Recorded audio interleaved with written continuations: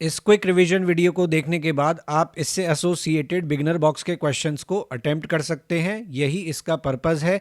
अगर इससे पहले आपने बिगिनर बॉक्स के क्वेश्चन किए हैं और आपको उनमें परेशानी आई है तो पहले आप इस वीडियो को देखें और उसके बाद उन क्वेश्चंस को अटेम्प्ट करें। और अगर आपने वो क्वेश्चंस अटेम्प्ट नहीं किए हैं और आप उन्हें करने वाले हैं तो मैं आपको सजेस्ट करूंगा कि आप इस क्विक रिवीजन वीडियो को देखने के बाद और फिर अपना बिगनर बॉक्स का क्वेश्चन जो है उनको अटेम्प्ट करें।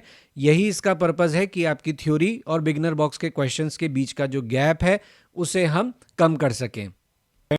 Hello friends, quick revision exercise beginner box 2 current electricity NEET में पहले क्वेश्चन में हमसे पूछा है if a wire is stretched to n times of its original length then its new resistance will be. तो हम जानते हैं R is equal to rho L by A. अगर हम लेंथ को n टाइम्स बढ़ा देंगे तो नया रेजिस्टेंस क्या हो जाएगा, n स्क्वायर टाइम्स हो जाएगा, n स्क्वायर टाइम्स। फिर हमसे कहा कि अगर वायर को स्ट्रेच करते हैं ऐसे कि रेडियस जो है वो रिड्यूस होके 1/nth हो जाती है ओरिजिनल वैल्यू की, तो नया रेजिस्टेंस क्या होगा। तो हम जानते हैं resistance is inversely proportional to area.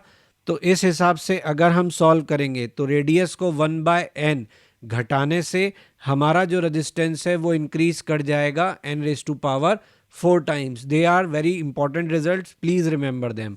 अगला question, x% change is brought in length of a wire, its resistance will change by %।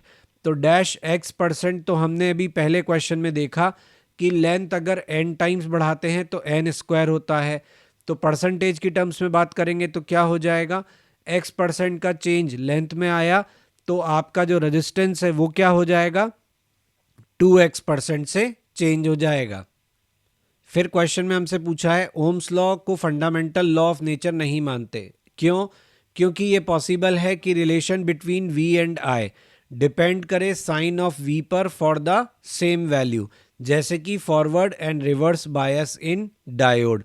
तो v और i का रिलेशन इस बात पर डिपेंड करेगा कि v का जो साइन है वो पॉजिटिव है या नेगेटिव है, भले v का वैल्यू सेम रहे। दूसरा, relation between v and i is not unique. लगभग ये वही बात है जो पहले में कही गई है, because for same value of i there is more than one value of v, यानी i का सेम वैल्यू एग्जिस्ट कर रहा है v के अलग अलग वैल्यूज पे, यानी v और i का जो रिलेशन है वो यूनिक नहीं है। तीसरा कारण है कि v जो है वो i के साथ नॉन लीनियरली भी वेरी कर सकता है। तो इन सभी कारणों से ओम्स लॉ को क्या फंडामेंटल लॉ ऑफ नेचर नहीं माना जाएगा, यानी D option all of them. तो बिल्कुल सही बात है कि ऐसा होने के कारण ही हम इसको फंडामेंटल लॉ नहीं मानते। फिर resistance of most of non metals dash with increase in temperature. तो नॉन मेटल्स का रेजिस्टेंस टेम्परेचर के साथ क्या होता है, ऑब्वियसली डिक्रीज होता है। अगला question, temperature coefficient of a semiconductor including carbon, graphite, insulator and electrolyte. क्या होता है टेम्परेचर कोफिशिएंट, नेगेटिव होता है इन केस ऑफ सेमीकंडक्टर और इंसुलेटर। हमने यहाँ पर V वर्सेस I का ग्राफ बनाया है जिसमें हमें दो डिफरेंट स्ट्रेट लाइन मिले हैं। ऑब्वियसली ये डिफरेंट टेम्परेचर्स के लिए हैं, तो हमसे पूछा है कौन सा ऑप्शन सही है। tan θ1 ग्रेटर देन tan θ2 बिल्कुल सही है। R1 is greater than R2, तो ये भी सही है क्योंकि स्लोप ज्यादा है, तो obviously resistance in first case will be greater than resistance in second case.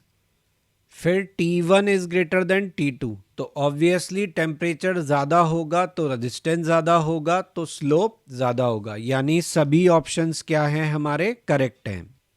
फिर हमें कहा गया है हीटिंग एलिमेंट डिवाइसेस जैसे कि heater, geyser, electric iron usual known as press etcetera are made of nichrome because it has dash resistivity and dash melting point. तो क्या होना चाहिए यहाँ पे, रजिस्टिविटी भी हाई होना चाहिए और मेल्टिंग पॉइंट भी हाई होना चाहिए, क्योंकि इनका काम ही ये है कि ये गर्म हो और गर्म होके हमें, जैसे हीटर है तो वो हमें पानी गर्म करके देगा, हवा गर्म करके देगा, गीज़र पानी गर्म करके देगा।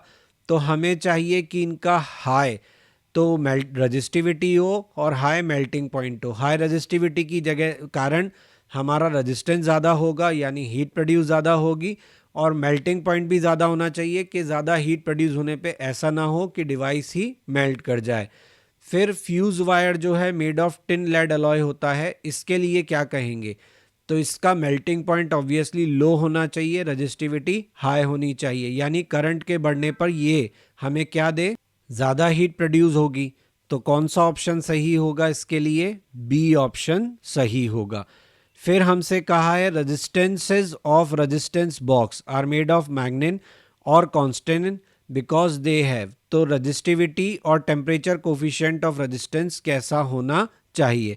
तो देखिए, इसका जो रजिस्टिविटी होता है वो तो मॉडरेट होता है और temperature coefficient of resistance small होता है।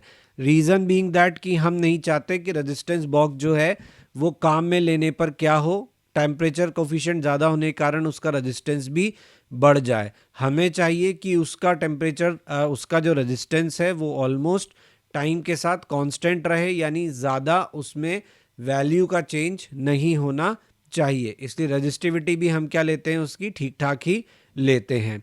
फिर filament of bulb, filament of bulb tungsten का बनाया जाता है, क्यों? कैसी इसकी रजिस्टिविटी होती है और कैसा मेल्टिंग पॉइंट होता है? तो रजिस्टिविटी ऑब्वियसली लो होती है, मेल्टिंग पॉइंट हाई होता है। रजिस्टिविटी लो क्यों चाहिए? क्योंकि हम नहीं चाहते कि हीट प्रोड्यूस ज़्यादा हो, और मेल्टिंग पॉइंट हाई रखते हैं ताकि ज़्यादा काम में लेने पर भी ऐसा ना हो कि फिलामेंट ऑफ बल्ब जो है वो मेल्ट हो जाए। फिर अगले सवाल में बोला है what is the relation between resistance per unit length and cross sectional area in case of conductor. तो कंडक्टर के केस में क्या होता है, हम जानते हैं R equal to rho L by A. तो R by L proportional to 1 by A because resistivity is nearly constant in case of conductor. तो हम कहेंगे कि रेजिस्टेंस पर यूनिट लेंथ और एरिया ऑफ क्रॉस सेक्शन के बीच में क्या relation होगा? इन्वर्सली प्रोपोर्शनल होंगे। अगले क्वेश्चन में which of the following is correct regarding mobility. Mobility के लिए क्या सही है? It is positive, defined as magnitude of drift velocity per unit electric field, mu equal to small e T by M where T is relaxation time, या all of them. तो सही answer है all of them, क्योंकि mobility के लिए सभी बातें सही हैं। ये पॉजिटिव भी होती है, ड्रिफ्ट वेलोसिटी का मैग्नीट्यूड पर यूनिट इलेक्ट्रिक फील्ड भी होती है, और फॉर्मूला भी सही है। Resistivity depends on nature of material, temperature of material, size and shape of material. तो हम जानते हैं nature and temperature, not size and shape. Resistance depends on nature, temperature, size and shape, all of them. तो answer है all of them, सब पर depend करता है। And what about conductivity? तो कंडक्टिविटी और रेजिस्टिविटी के आंसर सेम होंगे, nature of material, temperature of material. Now go ahead and solve your beginner box 2। अगर आप बिगिनर बॉक्स के क्वेश्चंस के वीडियो सोल्यूशन चाहते हैं तो आप मेरे चैनल को लाइक, शेयर और सब्सक्राइब कर सकते हैं। चैनल का लिंक बायो में दिया हुआ है, और बेल आइकन दबाना ना भूलें ताकि सभी इंपॉर्टेंट अपडेट्स आपको टाइमली नोटिफाई हो सकें।